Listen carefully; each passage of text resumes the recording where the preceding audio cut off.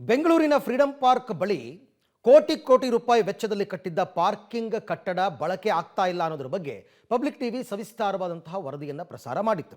ಈ ವರದಿಯ ಬಳಿಕ ಎಚ್ಚೆತ್ತುಕೊಂಡಿರತಕ್ಕಂಥ ಪೊಲೀಸರು ಮತ್ತು ಬಿಬಿಎಂಪಿ ಈಗ ಅದರ ಸುತ್ತಮುತ್ತ ಗಸ್ತು ತಿರುಗ್ತಾ ಇದ್ದು ಯಾರ್ಯಾರು ರಸ್ತೆಯಲ್ಲಿ ಪಾರ್ಕಿಂಗ್ ಮಾಡ್ತಾ ಇದ್ದಾರೆ ಅವರಿಗೆ ದಂಡವನ್ನು ವಿಧಿಸುವ ಮುಖಾಂತರ ಬಿಸಿ ಮುಟ್ಟಿಸಿದ್ದಾರೆ.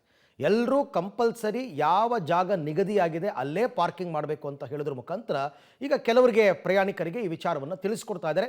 ಪಬ್ಲಿಕ್ ಟಿವಿಯ ಬಿಗ್ ಇಂಪ್ಯಾಕ್ಟ್ ಸ್ಟೋರಿ ನೋಡೋಣ ಬನ್ನಿ. ಫ್ರೀಡಂ ಪಾರ್ಕ್ ಬಳಿಯ ಮಲ್ಟಿ ಲೆವೆಲ್ ಪಾರ್ಕಿಂಗ್ ಕಟ್ಟಡ, ರಸ್ತೆಯಲ್ಲೇ ಪಾರ್ಕಿಂಗ್, ಜನರಿಗೆ ಕಿರಿಕಿರಿ. ಪಬ್ಲಿಕ್ ಟಿವಿ ವರದಿ ಬೆನ್ನಲ್ಲೇ big impact. Yes, Freedom Park ಪಕ್ಕ ಬಿಬಿಎಂಪಿ ಬೃಹತ್ ಪಾರ್ಕಿಂಗ್ ಕಟ್ಟಡವನ್ನ ನಿರ್ಮಾಣ ಮಾಡಿ ಲೋಕಾರ್ಪಣೆ ಕೂಡ ಮಾಡಿದ್ರು.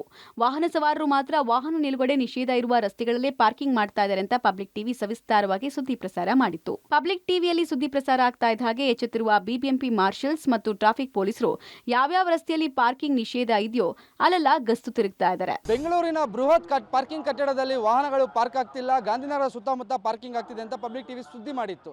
ಈಗ ದೃಶ್ಯಗಳಲ್ಲಿ ನಿಮಗೆ ತೋರಿಸೋದ್ರ ಬಗ್ಗೆ ಹೇಳ್ತಾ ಹೋಗ್ತೀನಿ.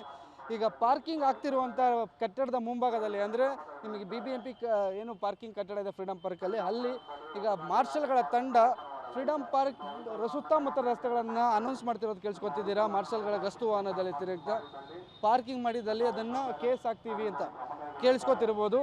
ಅಂದರೆ ಬಿಬಿಎಂಪಿ ಕೂಡ ಅಲರ್ಟ್ ಆಗಿದೆ. ಜೊತೆಗೆ ಸುತ್ತಮುತ್ತ ಏನು 39 ರಸ್ತೆಗಳನ್ನು ಟ್ರಾಫಿಕ್ ಪೊಲೀಸರು ಗುರುತಿಸಿದ್ರು, ಆ ರಸ್ತೆಗಳೆಲ್ಲ ಈ ರೀತಿ ಗಸ್ತು ತಿರುಗಿ ಅಲ್ಲಿ ವಾಹನಗಳ ನಿಷೇಧವಿದೆ, ಇಲ್ಲಿ ಪಾರ್ಕಿಂಗ್ ಮಾಡಿದ್ರೆ ಅವರಿಗೆ ಫೈನ್ ಹಾಕ್ತೀವಿ ಅಂತ ಇದು ಮಾಡಿ, ಮತ್ತು ಪಾರ್ಕಿಂಗ್ ಎಲ್ಲಿ ಮಾಡಬೇಕು ಅನ್ನೋ ಒಂದು ಬ್ಯಾನರ್ಗಳು ಪೋಸ್ಟರ್ಗಳನ್ನ ಕೂಡ ಕಾರ್ ಮೇಲೆ ಇಟ್ಟು ಹೋಗ್ತಿದ್ದಾರೆ. ಜೊತೆಗೆ ಆ ಫೋಟೋನ ತೆಗೆದು ಬೆಂಗಳೂರು ನಗರ ಟ್ರಾಫಿಕರ್ಗೆ ಕಳಿಸುವಂಥ ಕೆಲಸನ ಬಿಬಿಎಂಪಿ ಮಾರ್ಷಲ್ಗಳ ತಂಡ ಮಾಡ್ತಿದೆ. ಮತ್ತೊಂದು ಕಡೆ ಬಿಬಿಎಂಪಿ ಮಾರ್ಷಲ್ಗಳ ತಂಡ ಈ ರೀತಿ ಕೆಲಸ ಮಾಡ್ತಿದ್ರೆ, ಮತ್ತೊಂದು ಕಡೆ ಬೆಂಗಳೂರು ನಗರ ಟ್ರಾಫಿಕ್ ಪೊಲೀಸರು, ಎಸ್ಪೆಷಲಿ ಈ ಭಾಗದ ಟ್ರಾಫಿಕ್ ಪೊಲೀಸರು ರಸ್ತೆಗಳಲ್ಲಿ ಎಲ್ಲೆಲ್ಲಿ ಪಾರ್ಕಿಂಗ್ ನಿಷೇಧ ಮಾಡಿದ್ದಾರೆ ಆ ರಸ್ತೆಗಳಲ್ಲಿ ತಮ್ಮ ವಾಹನಗಳಲ್ಲಿ ಸಂಚಾರ ಮಾಡ್ತಾ ಅಲ್ಲೆಲ್ಲ ಓಡಾಡಿ ಪಾರ್ಕಿಂಗ್ ನಿಷೇಧ ಇದೆ, ಪಾರ್ಕಿಂಗ್ ಮಾಡಬೇಕಾದ್ರೆ ನೀವು ಬಿಬಿಎಂಪಿಯ ಒಂದು ಫ್ರೀಡಂ ಪಾರ್ಕಲ್ಲಿ ಏನು ಕಟ್ಟಡ ಇದೆ ಇಲ್ಲೋಗಿ ಪಾರ್ಕಿಂಗ್ ಮಾಡಿ ಅಂತ ತಿಳಿಸುವಂತ ಕೆಲಸ ಮಾಡ್ತಾರೆ. ಜೊತೆಗೆ ಮಾರ್ಷಲ್ಗಳ ಮಾತು ಕೇಳದೆ ಹೋದ್ರೆ ನೋ ಪಾರ್ಕಿಂಗ್ ನಲ್ಲಿ ನಿಂತಿರುವ ವಾಹನದ ಫೋಟೋ ತೆಗೆದು ಟ್ರಾಫಿಕ್ ಪೊಲೀಸರಿಗೆ ಕಳಿಸಿಕೊಡ್ತಿದ್ದಾರೆ.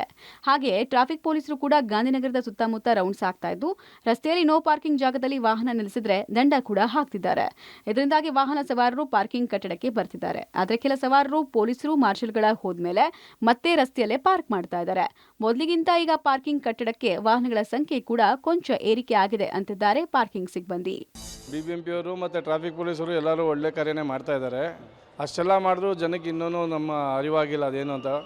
ನೋ ಪಾರ್ಕಿಂಗಲ್ಲಿ ಇವತ್ತಿಗೂ ಗಾಡಿಗಳು ನಿಲ್ಲಿಸ್ತಾ ಇದ್ದಾರೆ. ಅವ್ರು ಎಷ್ಟೇ ಅವೇರ್ನೆಸ್ ಕೊಟ್ಟರು ಅವ್ರ ಮುಂದೆ ಅಷ್ಟೇ ಗಾಡಿ ಆಚೆ ಹೋಗ್ತಾ ಇದೆ ಹೊರತು ನಮ್ಮ ಪಾರ್ಕಿಂಗ್ ಒಳಗಡೆ ಬರ್ತಾ ಇಲ್ಲ. ಈಗ ನೀವು ನೋಡ್ಬೋದು ತುಂಬಾ ಕಮ್ಮಿ ಗಾಡಿ ಇದೆ. ನೀವು ಸುದ್ದಿ ಮಾಡಿದ ನಂತರ ಒಂದು 1% 2% ಇನ್ಕ್ರೀಸ್ ಆಗಿರ್ಬೋದು ಗಾಡಿಗಳು ಒಳಗಡೆ ಬರೋದು. ಟೂ ವೀಲರ್ಸ್ ಅಂತೂ ಶುದ್ಧವಾಗಿ ಯಾವುದು ಬಂದಿಲ್ಲ ಸರ್. ಲಾಸ್ಟ್ ಸಂಡೇಗೂ ಇವತ್ತಿಗೂ 1 or 2% ಇನ್ಕ್ರೀಸ್ ಆಗಿದೆ ಸರ್. ಸುದ್ದಿ ಆದಮೇಲೆ 1 or 2% ಇನ್ಕ್ರೀಸ್ ಆಗಿರ್ಬೋದು ಸರ್. ಒಟ್ಟಾರೆ ಕೋಟಿ ಕೋಟಿ ಖರ್ಚು ಮಾಡಿ ಕಟ್ಟಿದ್ದ ಪಾರ್ಕಿಂಗ್ ಕಟ್ಟಡವನ್ನ ಬಳಸದ ಜನರಿಗೆ ಸುದ್ದಿ ಮಾಡುವ ಮೂಲಕವೇ ಬುದ್ಧಿ ಕಲಿಸಬೇಕಾಗಿದೆ. Maruti, public TV, Bengaluru.